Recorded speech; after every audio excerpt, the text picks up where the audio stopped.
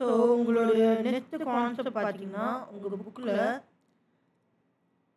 Consequence of change in rate of exchange of கரன்சின்னு ஒரு concept இருக்குது. Section 43A.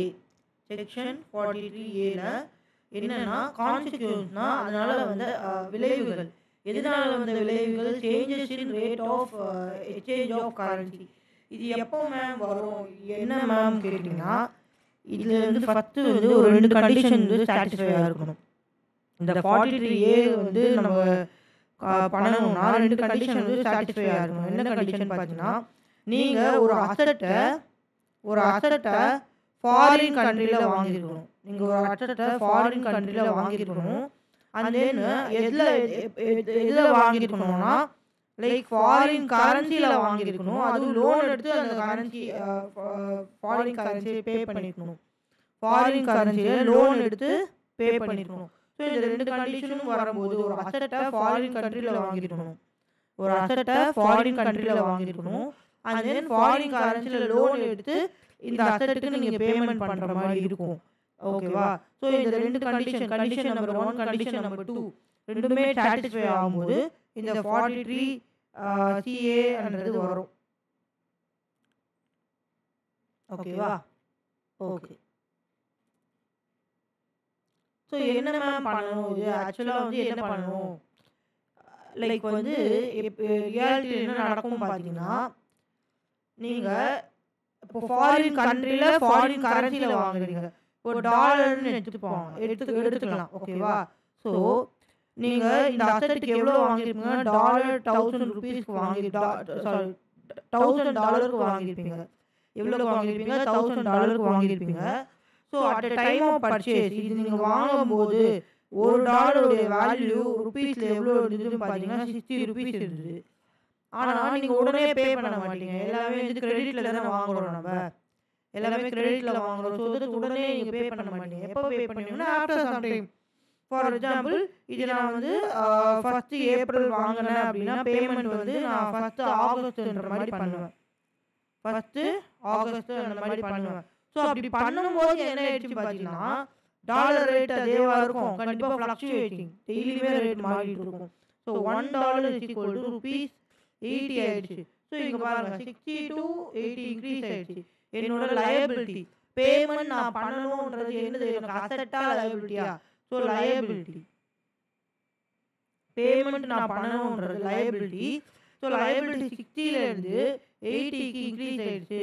ஸோ அநியாயமா இந்த ஒரு ஃபாரின் எக்ஸ்சேஞ்ச் ரேட் டிஃபரன்ஸால எனக்கு எவ்வளோ லாஸ் ஆக போகுது, ₹20 into $1000 20,000 வந்து எனக்கு லாஸ் ஆக போகுது. என்ன ஆக போகுது, லாஸ் ஆக போகுது.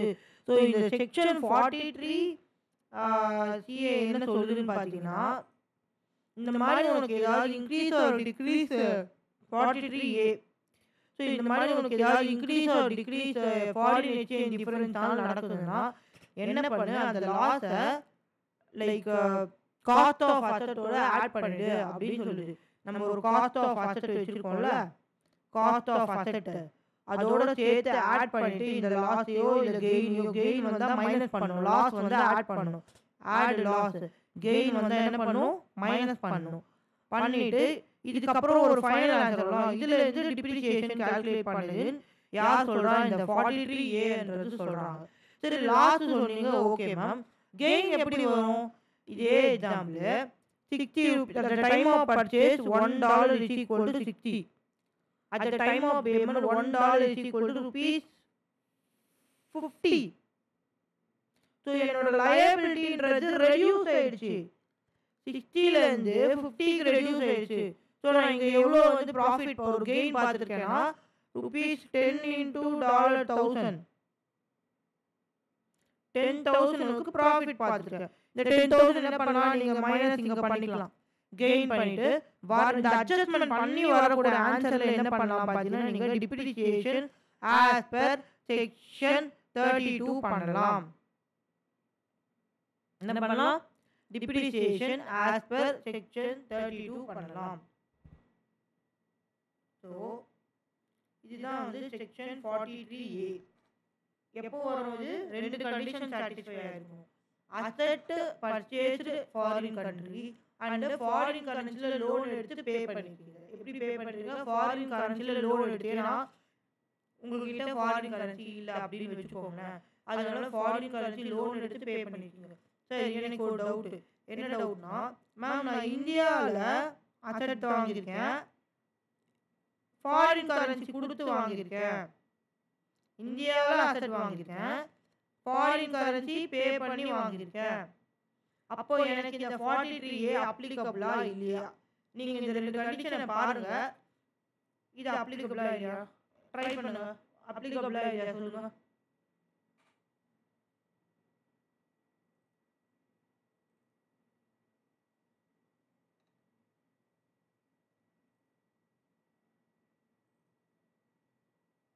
நான் என்ன சொல்லியிருக்கேன்? 43A வரும்னா அசெட் வந்து ஃபாரின் கண்ட்ரியில தான் வாங்கியிருக்கணும் அண்ட் ஃபாரின் கரன்சி லோன் கொடுத்து வாங்கியிருக்கணும். நான் என்ன சொல்கிறேன்னா, இந்தியாவிலே அசெட் வாங்கிட்டேன் ஆனால் ஃபாரின் கரன்சி கொடுத்து தான் வாங்கினேன்னு சொல்கிறாங்க. இந்த கேஸுக்கு 43A அப்ளிகபிள் ஆகுமா ஆகாதா?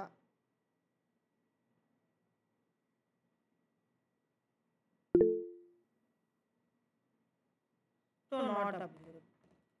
ஸோ இந்த ரெண்டு பேசிக்காக இந்த 2 விஷயம் ஞாபகம் வச்சுக்கிட்டா தான் உங்களுக்கு இந்த 43Aன்றது புரியும். ஓகேவா?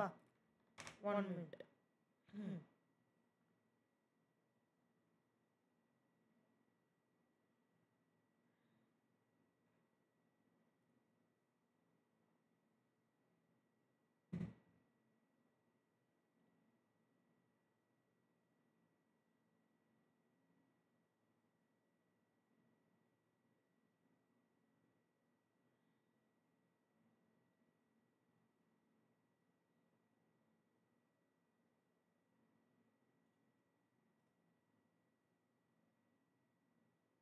ஓகே. ஸோ நான் சொன்ன மாதிரி உங்களுக்கு இந்த லாஸ் லைபிலிட்டி இன்க்ரீஸ் ஆகுது இல்லையா? ஸோ இந்த லாஸ் என்ன பண்ணும்? நீங்கள் காஸ்ட் ஆஃப் அசெட்டில் ஆட் பண்ணணும். ஆட் பண்ணிவிட்டு அதுக்கப்புறமேட்டு என்ன பண்ணணும்? டிப்ரிசியேஷன் கால்குலேட் பண்ணணும். ஓகே. ஸோ இன்னும் உங்களுக்கு எக்ஸாக்டாக சொல்லணும்னா உங்கள் புக்கில் வந்து கொஞ்சம் கன்ஃபியூஷனாக இருக்கும். Okay, 1 minute.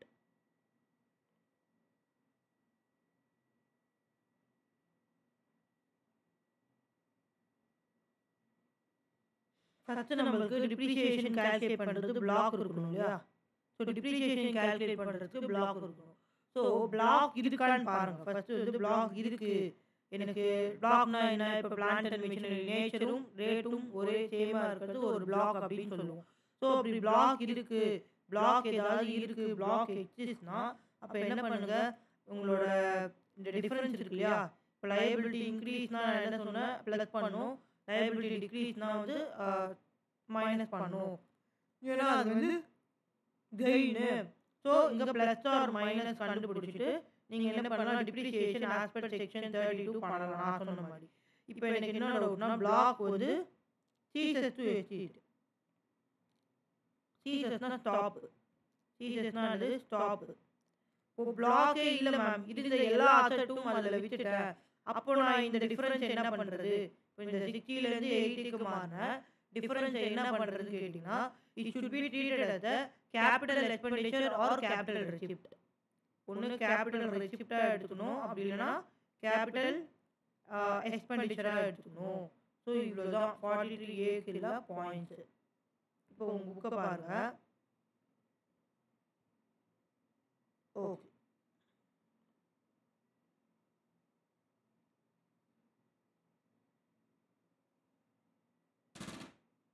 So assets has acquired any asset in the previous year from a country outside India.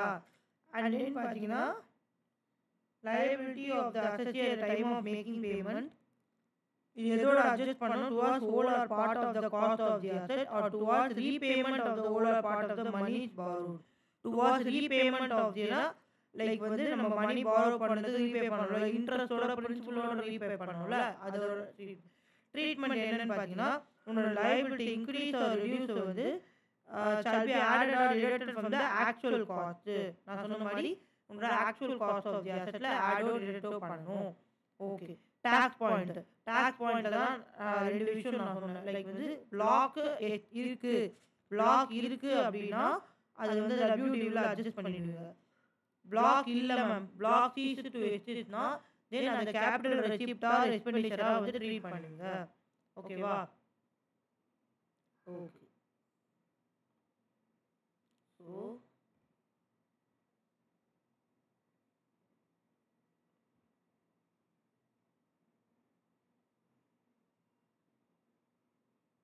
சரி, okay.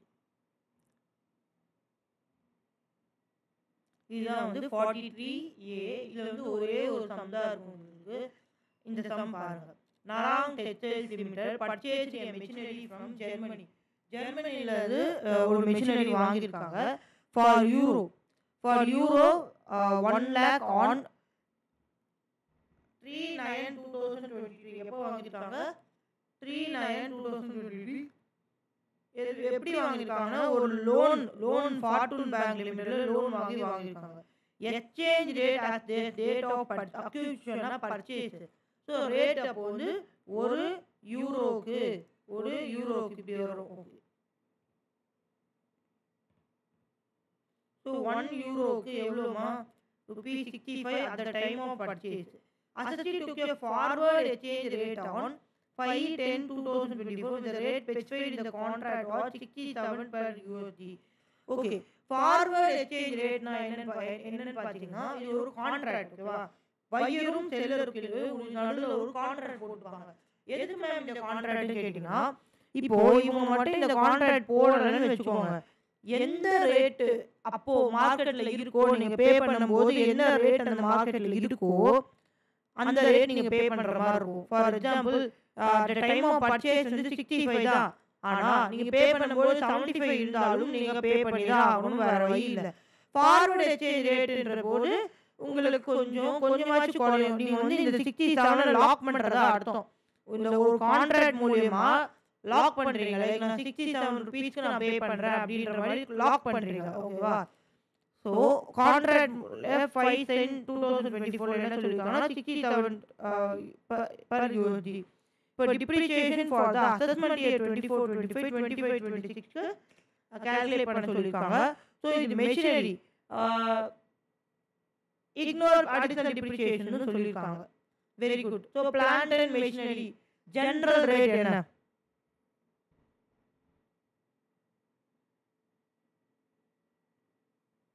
டிப்ரிசியேஷனோட general rate so 15% rate. Okay. அவங்க கொடுத்துருக்கிறது calculate for depreciation for assessment year 24-25 and then 25-26 கொடுத்துருக்காங்க. So அப்போ நம்மளுக்கு previous year 23-24, இது previous year 24-25 எடுத்துக்கணும். So opening WDV of 23-24 on 1/4/2023 எந்த ஒரு இன்ஃபர்மேஷன் கொடுக்கல, நில். ஸோ இது வந்து எப்போ நடக்குது? 23-24 தான் நடக்குது. ஸோ 23-24 நான் ஒரு அசெட் வாங்கியிருக்கேன். எவ்வளோக்கு வாங்கியிருக்கேன்னா $1 at டைம் ஆஃப் பர்ச்சேஸ் வந்து 65.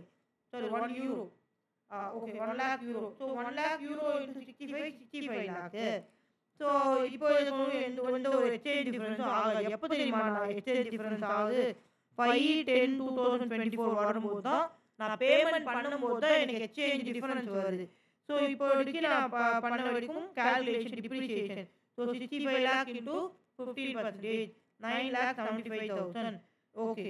தென் மைனஸ் பண்ணிங்கன்னா உங்களுக்கு closing WDV of 2024 31st March 2024 வரும். The same will be the opening WDV as on 1/4/2024. And then இப்போ வந்து எக்ஸ்சேஞ்ச் டிஃபரன்ஸ் இருக்கு எனக்கு. எஸ். ஸோ 67 minus 65 ஏன்னா 65 தான் பே பண்ண வேண்டிய இடத்துல இப்போ நான் 67 பே பண்ணி ஆகணும். அதுவாது நான் குறைச்சிக்கிட்டேன். எப்படி ஃபாரின் எக்ஸ்சேஞ்ச் ரேட் கான்ட்ராக்ட் போட்டதுனால. அப்படி இல்லைன்னா என்ன ரேட் இருக்கோ அதை நான் பே பண்ணியிருக்க மாதிரி இருக்கும். ஸோ எனக்கு ரேட் இந்த டிஃபரன்ஸ் இருக்குல்ல, ஃபஸ்ட்டு நான் வாங்கும்போது ரேட் 65 இருந்தது, ஆனால் நான் பே பண்ணும்போது 67. ஸோ இந்த டிஃபரன்ஸ் வந்து எவ்வளோ? 2. ஸோ எவ்வளோ? யூரோ 1 lakh into 2 வந்து 2 lakh. So 2 lakh loss because liability it increases the liability. Gain na da minus sonna, loss na plus. So gain na da minus. இப்போ எனக்கு gain illa 65 பே பண்ண வேண்டிய இடத்துல I need to pay now 67. 65 pay பண்ண வேண்டிய இடத்துல now I need to pay 67. So the 2 rupees exchange difference.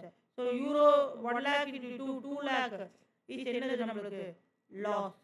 So in the loss because of increase in liability we need to add with the adjust with the WDV நம்ம படிச்சிருந்தோம் இல்லையா cost of the asset அந்த மாதிரி adjust with the WDV and then less இப்போ இந்த இப்போ இத add பண்ணி ஒரு அமௌண்ட் வருதா 5,25,000 plus 2 lakh 55 lakh 25,000 plus 2 lakh 57 lakh 25,000 இதுல நீங்க என்ன பண்ணணும் இந்த அமௌண்ட்ல you need to calculate your depreciation.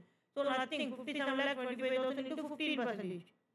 Depreciation போட்டீங்கன்னா மைனஸ் பண்ணீங்கன்னா then opening WDV for previous year 24-25 உங்களுக்கு வந்துரும். So they ask you to calculate depreciation for the assessment year 24-25. So கண்டுபிடிச்சாச்சு. So இதுதான் வந்து assessment year 24-25 and then இந்த depreciation பாத்தீங்கன்னா assessment year 25-26. Are you able to understand this question? The foreign exchange difference is ரொம்ப important for final level examination. There is a separate chapter called forex. Okay. என்ன பண்றோம்னு புரிஞ்சுதா?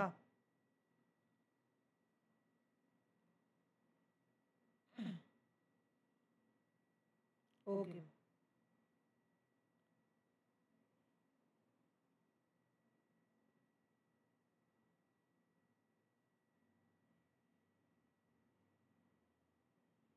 So 43A அந்த same அந்த concept பத்தி தான் பேசுது. என்ன சொல்றாங்கன்னா எனக்கு ஏதாவது கெயினோ லாஸோ வந்ததுன்னா in accordance with the ICDS income computation and disclosure standard.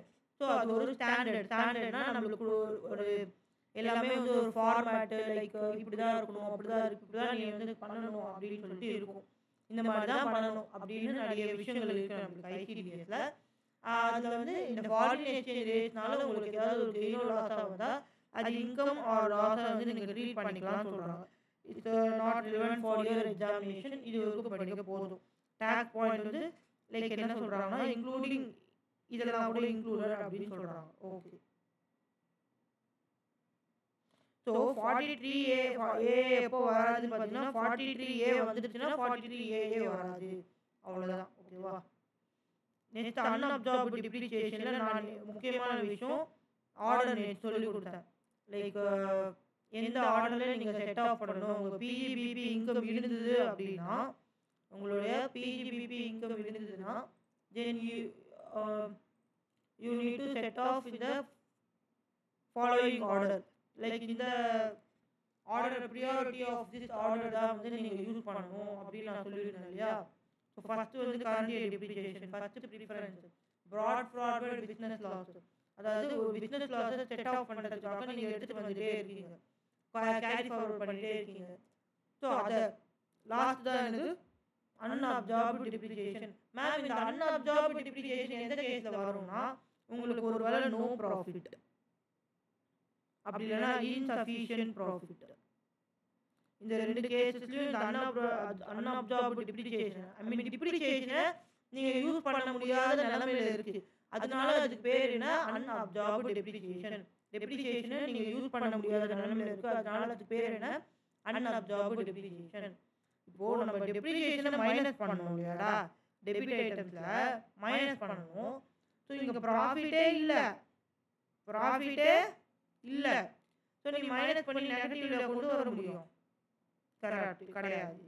அது இன்சஃபிஷியன்ட் ப்ராஃபிட்னா ஃபார் எக்ஸாம்பிள் டெப்ரிசியேஷன் 10 lakh இருக்கு, ப்ராஃபிட்டே வந்து 5 lakh தான் இருக்கு. ப்ராஃபிட்டே வந்து 5 lakh தான் இருக்குன்னா அப்போ செட் ஆஃப் பண்ணிட்டு பேலன்ஸ் 5 lakh என்ன ஆகிடும் பார்த்தீங்கன்னா உங்களுக்கு அன்அப்சார்ப்டு டிப்ரிசியேஷன். அன்அப்சார்ப்டுனா உங்களோட டிப்ரிசியேஷன் உங்கள் ப்ராஃபிட்டில் மைனஸ் பண்ணலைன்னு அர்த்தம். அது எந்த சிச்சுவேஷனில் வரும்னு நான் சொன்னேன். லைக் வந்து ஒன்று நோ ப்ராஃபிட், அப்படின்னா insufficient profit.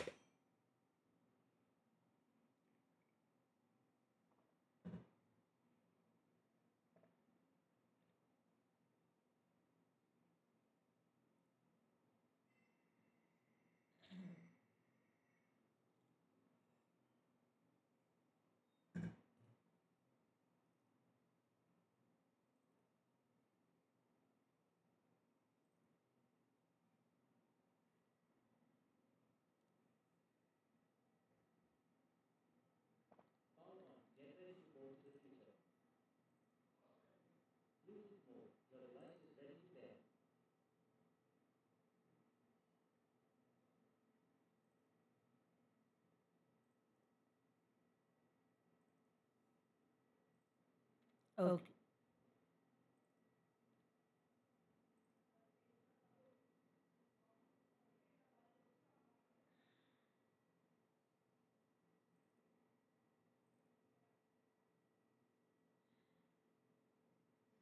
So next concept பார்த்தீங்கன்னா depreciation in case of amalgamation demerger or succession. So அமல்கமேஷனா லைக் வந்து ஏன்னு ஒரு கம்பெனி இருக்கு, பின்னு ஒரு கம்பெனி இருக்கு. ஏ வந்து பி கம்பெனிக்குள்ள போயிடும். இப்போ பி கம்பெனி தான் வந்து ரன் ஆகும். இது வந்து அமல்கமேஷன்.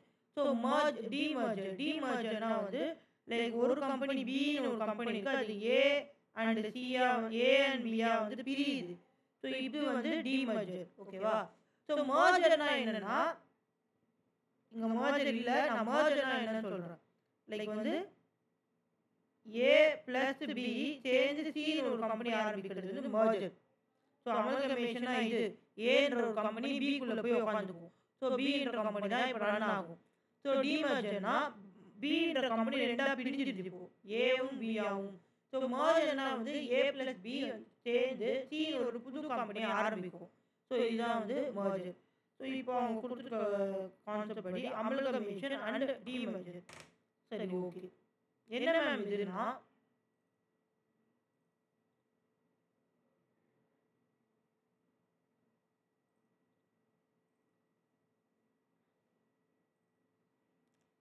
கேக்குதா?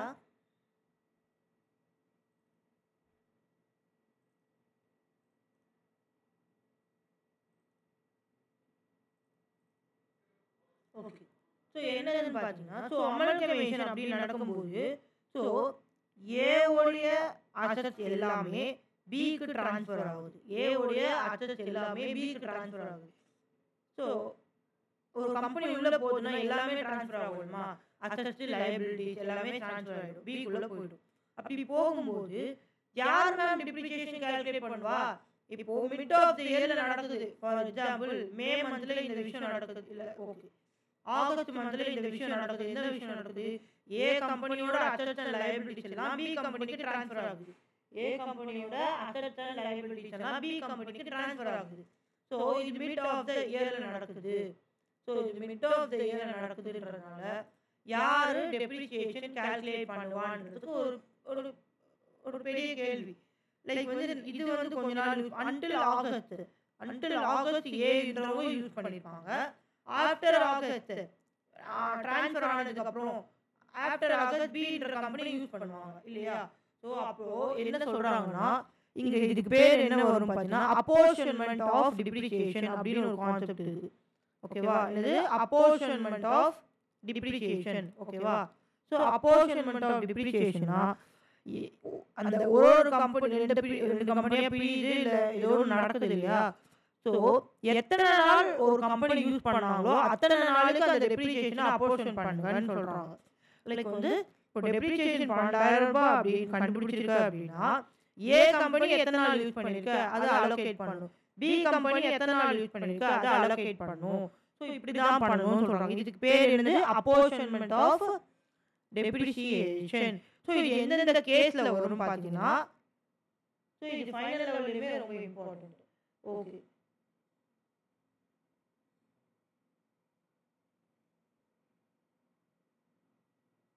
ஸோ இது அப்போர்ஷன்மெண்ட். ஸோ அப்போர்ஷன்மெண்ட் ஆஃப் டிப்ரிசியேஷனில் இன்னொரு பாயிண்ட் என்னன்னு பார்த்தீங்கன்னா இப்போ நான் சொன்னேன் இல்லையா, அமல்கமேஷனா ஏ வந்து பிக்குள்ள மாறுது, அப்படி டிமர்ஜர்னா லைக் பி வந்து ஏ பி மாறுது அப்படின்னு சொல்லிட்டு இதில் ஒரு முக்கியமான பாயிண்ட் தெரிஞ்சுக்கணும். ப்ரீடெசஸர் அண்ட் சக்சஸர். ப்ரீடெசஸர்னா முன்னாடி இருந்த கம்பெனி, சக்சஸர்னா ஆஃப்டர் கன்வர்ஷன். ஆஃப்டர் கன்வர்ஷன் இப்போ என்ன இருக்கு, இப்போ என்ன கம்பெனி இருக்குன்றது சக்சஸர். ஓகே.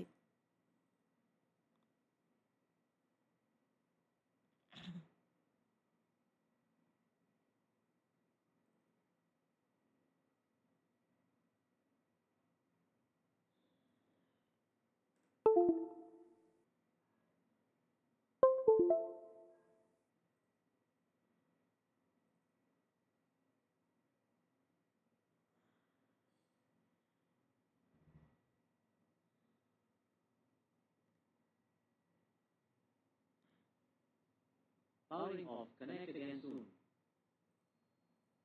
ஸோ ப்ரீடெசஸர்னா என்னது? இதுக்கு முன்னாடி இந்த கம்பெனி. சக்சஸர்னா நீங்கள் கன்வெர்ட் பண்ணதுக்கப்புறம் என்ன இருக்குது அந்த கம்பெனி. ஓகே, இப்போ இங்கே பாருங்கள். ஸோ ஏ வந்து பியா மாறுது. இது வந்து அமல்கமேஷன். ஏ வந்து பிக்குள்ளே போயிடுதுன்றது அமல்கமேஷன் இல்லையா?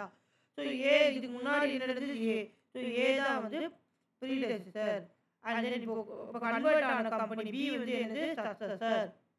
ஓகேவா? ஸோ இப்போ டிமர்ஜர் கேஸில் ஏன்ற கம்பெனி ஏவாவும் பியாவும் பிரியுது. ஏன்ற கம்பெனி பியாவும் ஏன்ற கம்பெனி ஏவாவும்.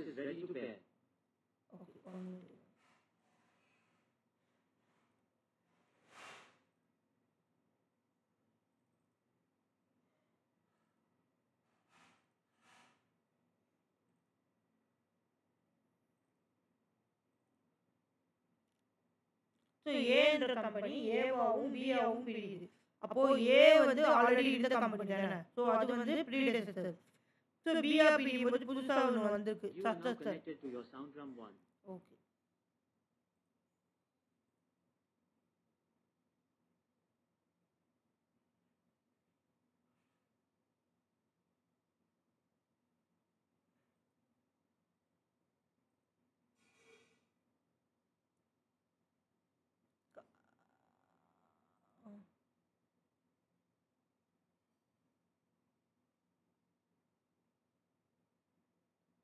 கார்த்திகா இப்போ கேட்குதா?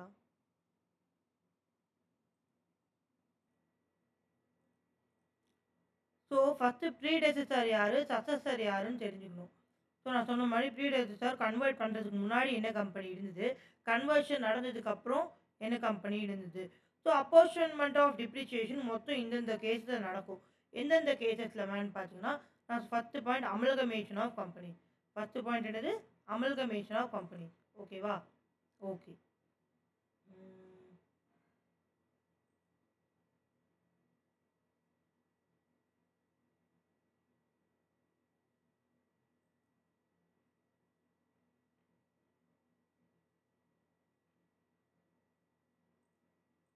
First point amalgamation of company. Second point demerger. Third point வந்து conversion of sole proprietorship into company. Sole proprietorship into company. Sole proprietorship என்றது ஒரு பர்சன் ஓனராக இருப்பார். ஸோ அது இப்போ convert into company. Fourth point partnership firm into company. Partnership firm into company. Then conversion of unlisted public company or private company. அதாவது ஒரு public கம்பெனியோ private கம்பெனியோ எல்எல்பியாக convert ஆகுது. So இந்த 5 கேசஸில் நீங்கள் இந்த அப்போர்ஷன்மெண்ட் ஆஃப் டிப்ரிசியேஷன் பண்ணுற மாதிரி இருக்கும். So depreciation need to be apportion between predecessor and successor in usage ratio. நான் சொன்ன மாதிரி அவங்க எத்தனை நாள் யூஸ் பண்ணாங்க, number of days asset value used by them depends upon that. நீங்கள் இந்த டிப்ரிசியேஷனை அலோகேட் பண்ணணும். யாருக்கு? அப்போர்ஷன் பண்ணணும். ப்ரீடெசஸர் பழைய கம்பெனிக்கும் புது கம்பெனிக்கும். ஓகே, இந்த எக்ஸாம்பிள் பாருங்கள்.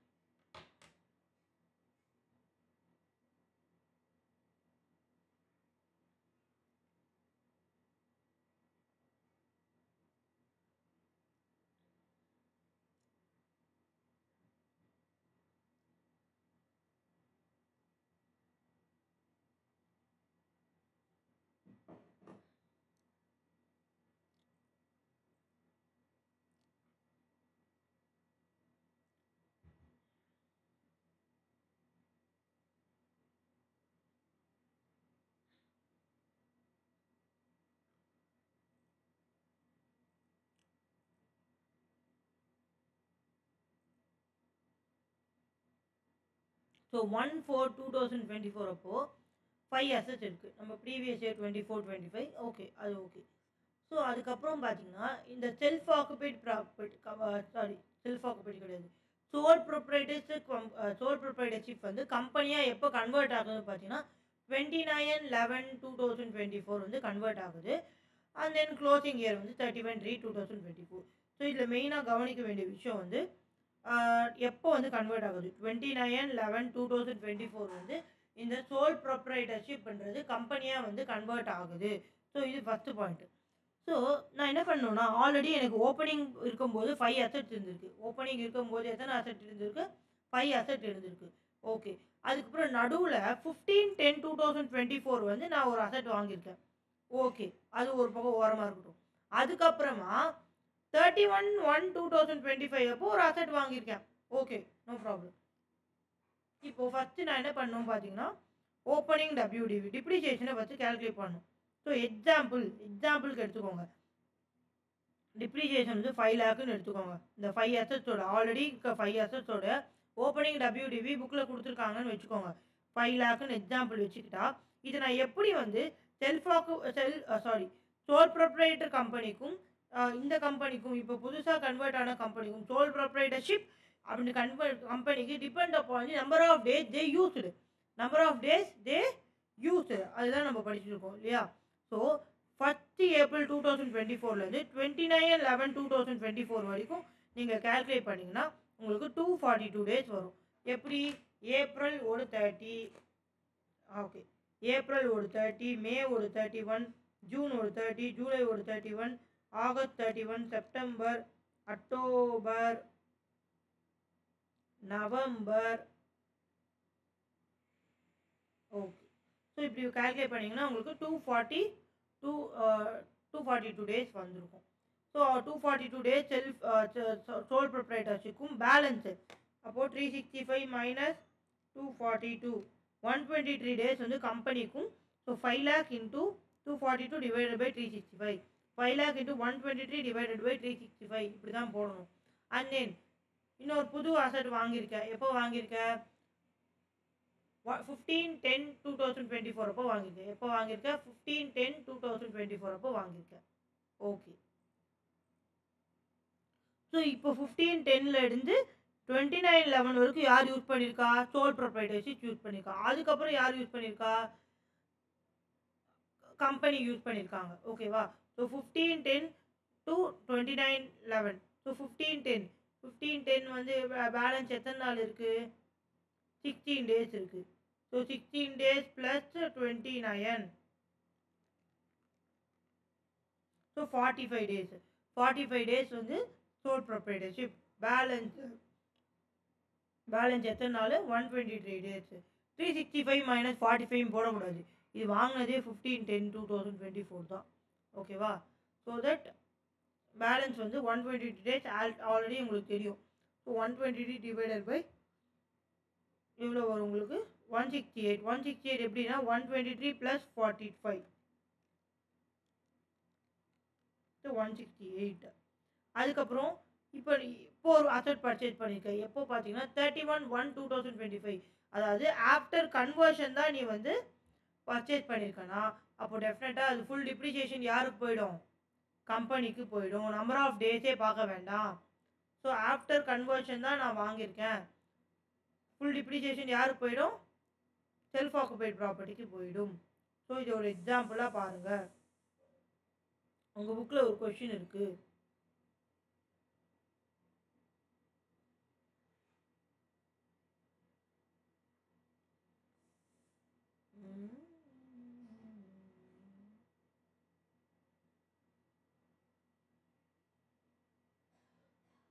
அடடா, புக்கில் ஒரு கொஷின் இருந்துச்சு.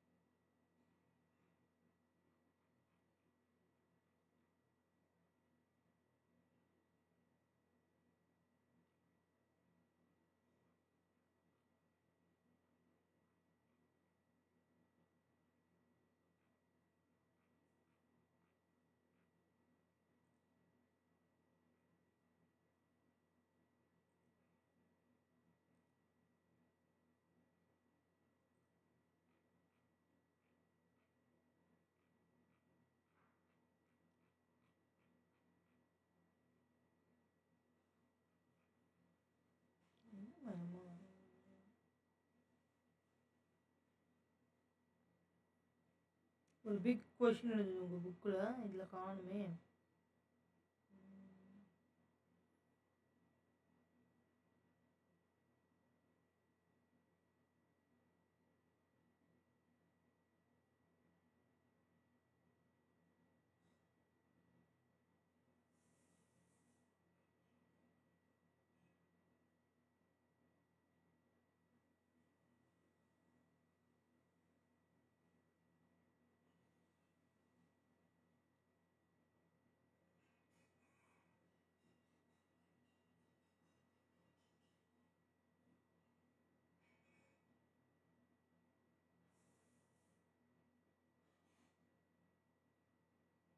கீழேயே ஒரு சம் இருந்தது.